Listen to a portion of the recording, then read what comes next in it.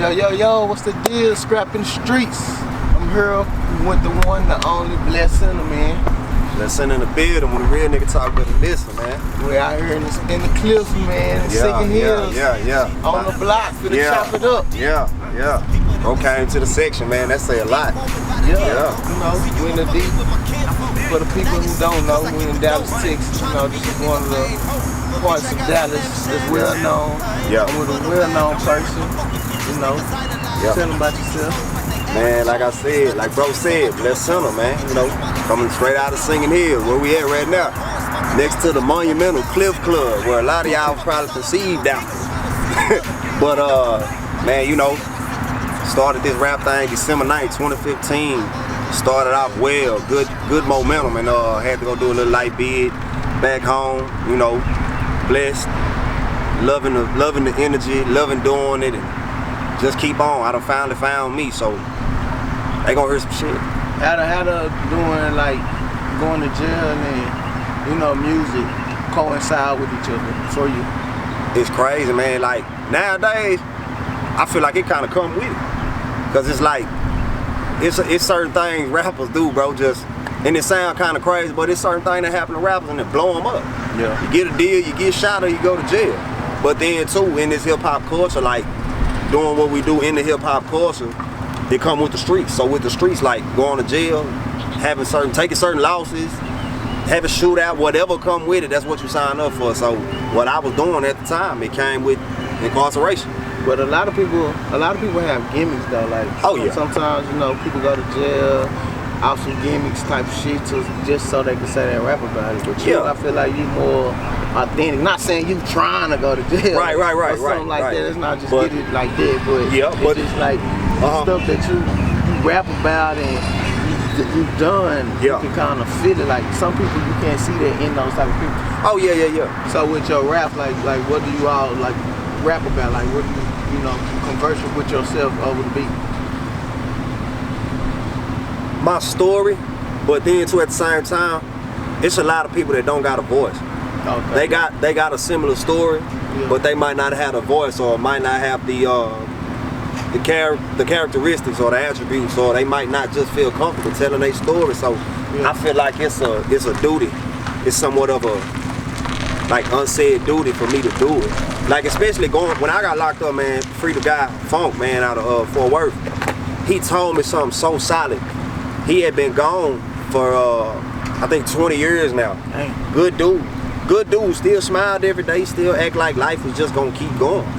And he told me, he was like, man, you know you speaking for me now, right? And I'm like, nah, how am I speaking for you? Like, you know, in there, speaker, like that's saying like you talk for everybody who from her or who this, that, and the third. So I said, nah, I ain't no speaker, what you talking about? He said, bro, like you speaking for me. Like you done seen the ins and outs of what this system can do. Not even that, you done seen the ins and outs of what this system can do, because a lot of things people didn't know go on inside of federal prison. Not with just the fighting and the stabbing, the killing, shooting, like none of that. None of the thug shit. I'm saying like the manipulation behind it. I've seen it firsthand, and I've seen it happen to people who I did my time with personally. I did a lot of time with people who done did decades and up. That's where I got some of my wisdom from, and that's why I really learned to have a different look on life, because it's like a certain type of calmness. Yeah, it was just a lesson for me, period. Because if I'm out here taking advantage of not being a proper father, I'm gonna keep it all the way real. Not being a proper father, not being a proper brother, a proper son, just a proper man, period. And I get somewhere and I seen somebody who's been stripped of life, but still smile every day. They still eat, they still laugh, they still kick like it. They don't even have the ability to do that if they don't have any of that. Like little shit like this, bro. They like we take certain things for granted. They looking at it like, wow, I wish I could do that. I wish I could wash my hands with a soap that smell good. I wish I could like make my own food, didn't have to sneak and do this. When we take certain things like that for granted, it make you look at life different. It do. So like I gotta speak for them. With, like I said, with the manipulation of the system, having to miss certain people, having to see your people stand in line to come see you, spend $30 at a vending machine just to have a couple hour visits, and I can't hug you a certain type of way. Boy, that'll make you change. That'll make you change. It will put you in some deeper type of thoughts. It'll humble you. It humble the shit out of me. It would do that, because like a lot of people, don't really voice their voices in a sense to where other people will understand them because they haven't went through those type of challenges. Yeah. You know what I'm saying? Like with you, it's like I understand, buddy. You know what I'm saying when he said you speaking for me because you've seen it and you've lived in it. Now you can really put it on track to dish it out to people like, hey, this is what's going on with my sector of the world. Oh yeah, when I did, I got like 5 songs on SoundCloud, and I had also put it on the disc. It's called 10 Days Fed. It was when I first caught my case. I caught my case, went to court, and by the grace of God, I had got sent home with an ankle monitor. And I did 10 days. I did 10 days in a holdover because I was waiting on the house phone, AT&T, you know, they was procrastinating and all that. So finally, when it came through, it was like, man, I got a 10-day story to tell.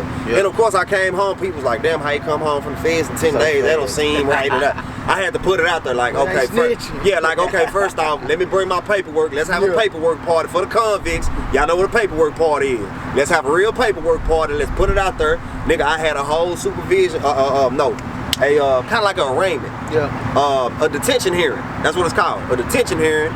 Judge gave me an ankle monitor. I'm not a flight risk. I ain't no killer. I ain't no sex offender. Hey, send them home, but you still gonna get some time. So I did that, and I had a certain song. I think I went off.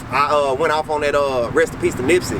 I went off on that Ocean Views beat, and I told my whole like detention hearing on there.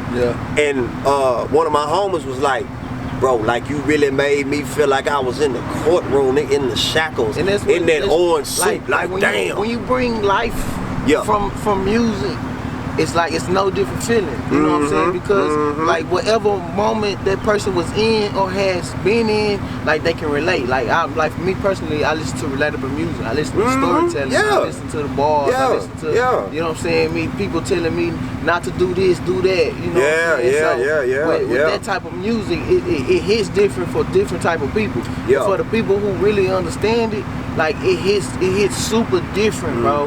And like it make you feel like I'm not the only one going through this. Of course and not. That's the biggest thing. Of course not. It's, I don't know how many people in the world, it's somebody going through the same thing we're going through on the other side of the globe.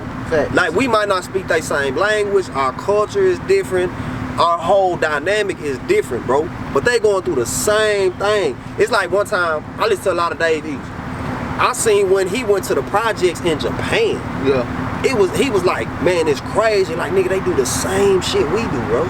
They go through the same shit we do, nigga. They hustling, they pimping, they jacking, they doing this, that, and the third. Nigga, it's in Japan. You go to Japan, you think they in them funny looking sandals with the long, like the shit you see on TV. Like all of them ain't sitting at no table with no shoes, eating with chopsticks. Like that's poverty is everywhere.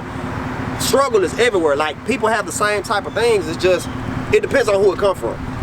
It's like if we listen to somebody named, if we listen to dude over here, a local rapper who only got 8,000 people on Instagram, but then you hear Jay-Z say something, they saying the same thing. But they gonna like more. They gonna feel like it came from Jay-Z. Oh, you got that from Jay. Nigga, he said that way back when. Cause he went through that.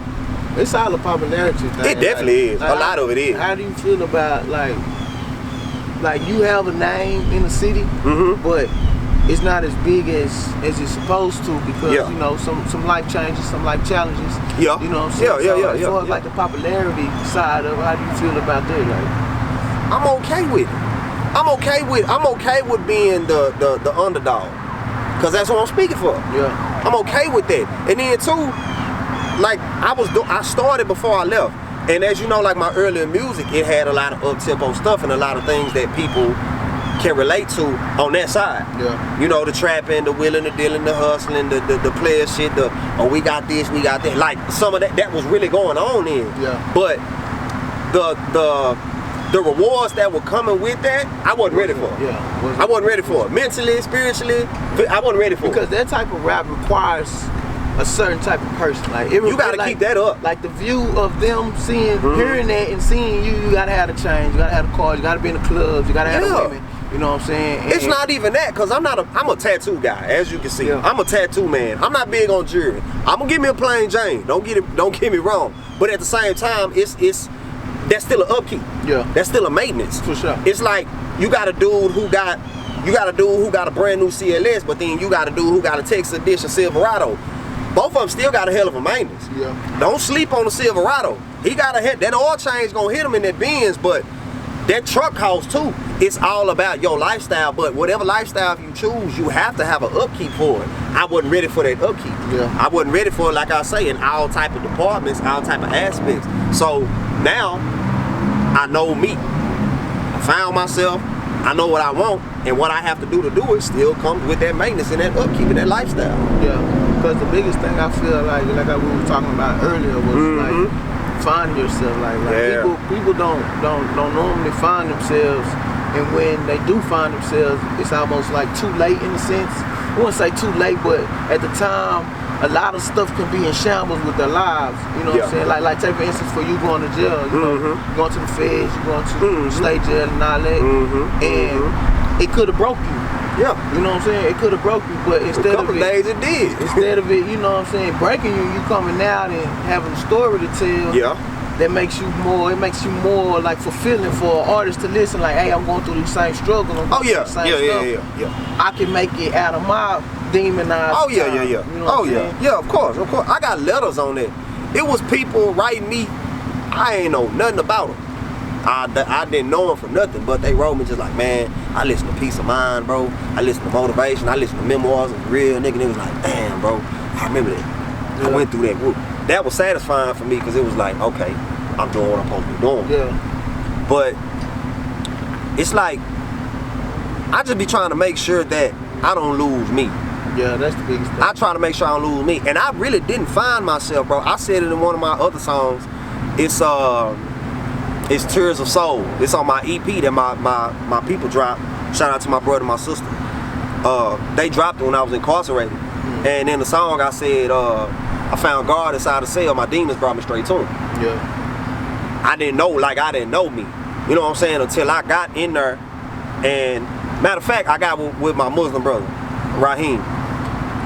He was just talking to me, and I'm like, bro, I really don't know myself. I don't know myself. And it take a lot for you to come to that. It's like we said, that self-accountability. Yeah. Until I told you, I was in that mirror, I was shaving my head, bro, and I said, man, I ain't shit. I ain't doing nothing, man. I've been bullshitting with my potential. Like, I can walk around here, do this, do that. It's people in here who never see the light of day. They ask me to just rap and then do something for them. I've been sleeping on myself. Yeah. I've been bullshitting. That hit harder. But with my religion, like, I always felt that way. I always felt like, man, I don't believe in this. I feel like this. I feel like this. Why I gotta do this? Well, how come it's not like this? It fit me. How has, like, you being Muslim affected, you know, in a good or bad way, your music? I feel like it helped it out a lot. It helped it out a lot because it's a lot of people, like, if I say like little things in Arabic, like like people think I know Arabic like fluently. They feel like I can get there and quote everything, bro. Like yeah, like no, look. But say what's so crazy though, if you really know it, like what he be saying on some of them, he really be saying the basics. Yeah. He really says a lot of basics. It's really some of the same stuff. That Al-Fatiha, he'll probably say the sort of like Al-Masad or the woman or the counting time. He'll say like the smallest ones that you require to know, or like you first know when you first come into the religion. Yeah. So, and people feel like, man, bro, you really, like I got a Muslim brother right now. He was just messaging me like, man, I need to get with you, man, it's Ramadan. Woo. Hey, bro, look here, fam. You know how it go. If I'm gonna give you this, but you gotta go look for yourself. Yeah. I can't just give you everything. That's not how it goes, because most of that religion is knowledge. Yeah. If you ain't hungry for it, you ain't gonna eat. Yeah, you gotta feed the brain. You got to. But for me, music wise, it's crazy because now I see a lot of people that I did the Cold Summer Challenge. And when I did Cold Summer Challenge, I said a part of the Al-Fatiha in there. DM started blowing up. They, oh my God. Oh man, how you do that? I'm like, what do you mean? But it's natural to me because it's something I wanted. It's something I studied. I wanted to do that, so inshallah, when I do go to the Holy Land, I can encounter with the brothers. And then I can talk. I can do this. Yeah, but not even that. It's just the whole structure and discipline of it is what just grabbed me. It's like I seen out some of my big homies up here in the hood, like. They came home from the pen. I know it's kind of stereotypical, but they came home Muslim. Yeah. And everybody was like, damn, now why everybody come home crazy bullshit? I tell them the same thing, bro. Go somewhere where you don't matter and you find God.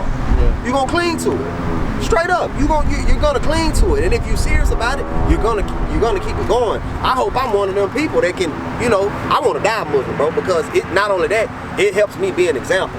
I don't want to come home being another real nigga. Yeah. I want to come home being an example. And that title alone within itself, being a real nigga, is something that gets thrown around a lot, but has too loose of a term. Oh yeah.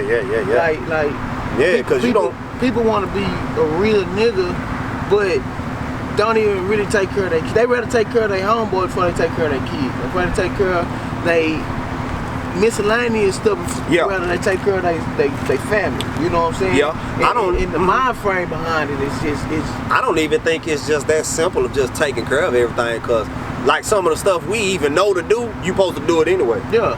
You know what I'm saying? Like, you got kids, you supposed to take care of them. Like I said, I ain't gonna lie, bro. I'm gonna say it right here on this camera. I was a horrible father. Yeah. I was horrible. I don't care who knows it. I don't care who hears it and judges me. I don't care, bro. I'm telling the truth, because I can finally look at myself and tell myself that, nigga, I'm doing what I'm supposed to be doing. Yeah. I feel better about myself. I feel better knowing somebody knows that I'm trying versus I'm hiding. Yeah. I'd rather be a nigga that's trying versus a nigga that's hiding, bro, because it helps me sleep better. It helps me sleep at night knowing that I came home trying, I turned over a new leaf. People accept it or they don't. Yeah.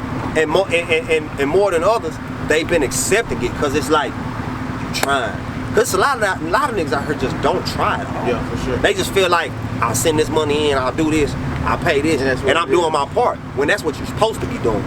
You're supposed to be doing that. But me personally, bro, some of the realest niggas, bro, I've ever met in life, they was 9 to 5, check to check, didn't do a crime, didn't smoke a blunt, ain't sold nothing, ain't sold a nickel sack in their life, but they so solid, bro, because they stand on what they say they gonna do, they do what they say they gonna do, and they don't care what you got going. I fuck with you because of you. They true to themselves. They true to themselves. Like we said, a lot of people, bro, the real niggas, they don't even have their self-accountability. They scared to self-reflect, because they know I'm scared. Yeah. I'm scared of that. I'm scared of that self-punishment. Yeah, that's a big thing. Mm-hmm. And then how about like post-prison, like music-wise, mentally? Like, I know when you went to jail, you had a different mentality. Oh yeah. When you went in versus now that you're out. Oh yeah. You stay out, do the right thing, you know, and how's that affecting your music now? Because two different mentalities, like one side of you making a trap jump, boom, boom, boom. This side of you telling the stories about how that's really not the right way, and or find yourself, or you know, speaking to the people who really need to hear the message that you got to give, because of all the knowledge that you learned from prison. I'm gonna be all the way real on this one. I gotta get myself in position to where I'm an influence. Yeah. Because if we go somewhere right now, we see some 13-year-olds, 14-year-olds on the corner slanging and banging. They might got problems at the house we don't know about. Right. But for me to go to them on some regular shit, and they don't know me, and for me to tell them, don't do that, do this the right way, I'm in the wrong. Yeah. I'm in the wrong. I don't know their situation. So I feel like a lot of that has to come from who you are. So I got to get myself into a position to where when somebody on a different note, on a different scale, in a different time mind frame, they hear me and they like, damn, bro, like that's real. I need to be doing it. I need to practice that. Like, what made you do that? Like you said, I got to get myself in a position to where they not only hear it, but they see it. Yeah. So it's like if I tell somebody to invest in T-Mobile. If I ain't did it, like how the hell I'm gonna, you know what I'm saying? Yeah. Like how I'm gonna tell them to go do some shit I'm not doing. But first I gotta get myself in that position. I gotta get myself in that position. But mind frame wise, I wanted to be one of them people that actually gave the knowledge. You know what I'm saying? Like really sold the game. Not somebody like, give me $200, I give you this. Yeah. Give me cash out, man, I'll tell you where I got it at. Yeah. You know what I'm saying? I want to be that one, like when I sell it to you, my reward is he gave me that. Yeah. Shit, I got the game from him. But mind frame wise, it helps my music out a lot because I can kind of like do that T.I. versus T.I.P. thing, or that Big Crit versus Justin Scott thing, like da da da da da. Oh nigga, da da da da da. Like, I like that type of shit. I like mental warfare like that. I feel like it'll make me rap. It's gonna make me get some fat on my head, as Pimp C would say. It's gonna make me get some fat on my head. It drives me. Turn me into a real rapper. I don't feel like a real rapper. I don't feel like a real rapper. I feel like just another nigga trying. Yeah. I tell myself that every day to make me pick up a book and say some words like somebody else ain't gonna say. Gotta feed the brain, man. Yeah, man. I love it. So I gotta ask you. Because there be a lot of ghostwriters. You got a ghostwriter? Hell no. Hell no. No, on every last one of them credits on Apple Music, Spotify, Tidal, Google Play, that's gonna say Roy Ford, F-O-A-R-D. It's gonna say me. A lot of niggas got them secret pens, man. No. You can pay me for one though, and I ain't gonna tell nobody. I ain't gonna tell nobody. Just pay me what I asked for. And I'm right, I got you. I swear I got you. Who are your like top five dead or alive? Top 5 dead or alive. I got to ask you. First off, if anybody know me, they know I'm gonna say Big Crit, man. Big Crit, man. I like that. I like that dude because he loved being a third coast nigga. Yeah. He gonna produce my shit, your shit, and everybody's shit out of here.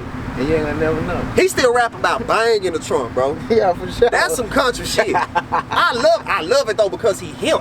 Yeah. He him. Yeah. And he just talented. He don't fall victim to the system. No, he don't fall victim to nothing.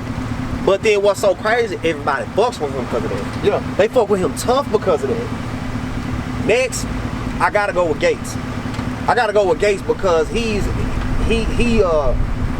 feelings rapper, bro. Yeah. He don't care what you say, like, yeah, I'm depressed, nigga, I did this, I said this, I'm heartbroken, I'm tender, goddamn, my heart on my sleeve, my pride. He giving you him like in real life stories. And you feel like you know him too. Yeah, and he's influential. But then even on the prison side, like when he say something, I be like, damn, I remember that. And he said something the other day about cooking with a stinger in the trash can. I repeated the song like 3 times. Damn, boy, that was some good rice up in that trash can, but hell nah, I ain't doing it no more. I got a pot in the stove. I can cook it regularly. Next, I gotta say Starlito and Don Tripp, man. I gotta put them together. I gotta put them together because they real definitions of introvert rappers. Yeah. They're real introverted rappers. Starlito been on a break for what, like a year now? Almost 2. Almost like 2 years. See, I didn't know that. Almost 2 years, bro. And it's like, damn, like, how can you really do that? Yeah. Like the way the rap game is, it requires consistency. You gotta like every month. They want to see something every single day, every month. Especially on the level that they're on. Yeah. So now it's like, and they got a cult ass following. So now it's like, damn, bro, you really took 2 years off? Like, wow, how the fuck did you do that?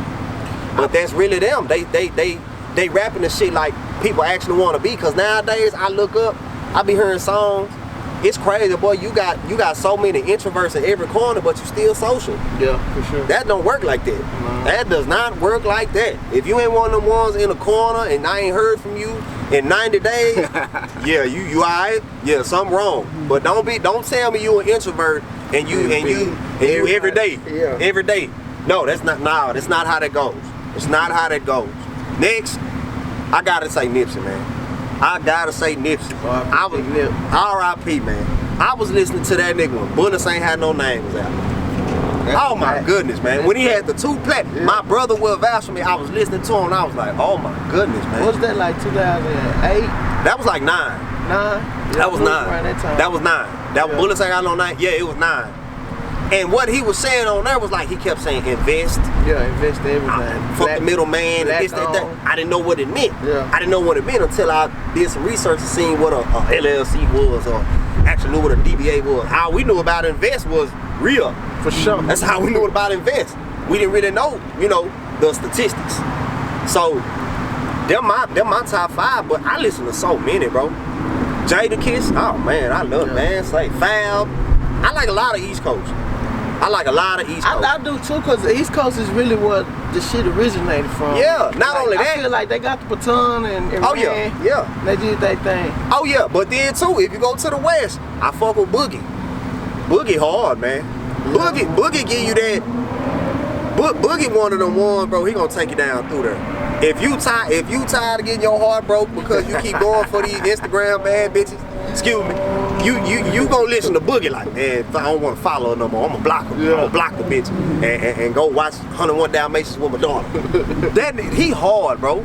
But I listen to so many rappers, man. I got a big influence on a lot of it, but I just like good, actual quality music. Yeah. But then too, you'll catch me listening to the new shit because I like production. Yeah. I love good production. You can't deny good production. Nah, you can deny some trash ass lyrics. It get you the first 10 seconds. That's production all the way. I say the first 3. First 3? I say the first 3. But even with that shit, that's a popularity thing. Yeah. Because it's plenty of Scott Storches, Zaytovens, it's plenty of the Dreams, it's plenty of them around here, but we don't hear them because they popularity. not popularity. Exactly. Popularity. Yeah. Big, with everything, just with the world period. If you not nobody, we don't want to hear you. We don't want to hear you. It's like people. It's like a lot of people with merchandise, products, and all that. Like it's people with good quality shit, but they just not known. Yeah. They're not known. But that comes with a lot of people don't know about real life sacrifice. That ain't getting out and being mingling though. Like you got a network. Like I feel like the more creative a person is, the more introvert the person is too though, because a lot of introverts are really creative. Oh, they don't know how to get out in. Very much so, because they so stuck. They so stuck in. They so stuck in. I had a talk with one of my bros. He a producer, well-known producer, and we was talking about a situation. But he also called my brother because the producers I talk to on a daily basis, bro, like it's past the music. Yeah. It's past the fact that they're producers and they send me shit and I'm a rapper. Yeah. We talk about everyday life shit. So he tell me about the situation, and then he also talked to my brother. So my brother said the realest shit in the thing. In the whole situation, he said, bro, he made it that way. Fam made his life that way. You're secluded, you move like this, you move like that. And when a situation like that happens, and a certain person feel like, well, shit, you don't fuck with me like that. Yeah. You can't get mad at them. Okay. You made it that way. Yeah. You made it that way. Yeah. So it's human nature to feel that, but at the same time, you gotta be realistic. The actions and the choices too. You fucking right. You gotta be realistic with the choices you made. If you made that lifestyle, that's the lifestyle you have to live by. But I understand both sides because I had to become a man of understanding. Yeah. Because I'm a man of mistakes. That's the biggest thing too, though. Understanding what's going on, and versus listening and not really wanna grasp what's being told to you. That's big. Because the truth is scary. Yeah, it is. It's very like scary. We were talking about earlier, like a lot of people hate to look at themselves in the mirror. Like self-accountability. If you ever looked at yourself in the mirror, you looked off one time, or you looked the other way. Yeah. But you've never, like people that really don't know themselves, I feel, in my opinion, they never look directly in that mirror and point to themselves. Oh yeah, man. Because you can't run from it. Nah, you definitely can't run from yourself. You got to deal with yourself till the day you die. Yeah. You got to. And if you can't look in that mirror and just like go on and say it, like don't sugarcoat nothing. Just tell yourself, I ain't shit. I ain't shit. You sorry motherfucker. Yeah. I had to do it. I seriously did it. And when I did it, it was like, alright, that's over. Yeah. It's over. Let's get to it. Yeah. Man, I appreciate you. I appreciate you, bro. Appreciate you, man, for pulling up. We out here pulling up, man. Yeah, man. Yeah, man. Singing Hills. Singing Hills, man. Blessed Sinnr building with a real nigga talk about listen. On the class THC game, man. Scrapping the street for real. He across the street from the Cajun next to the Cliff Club.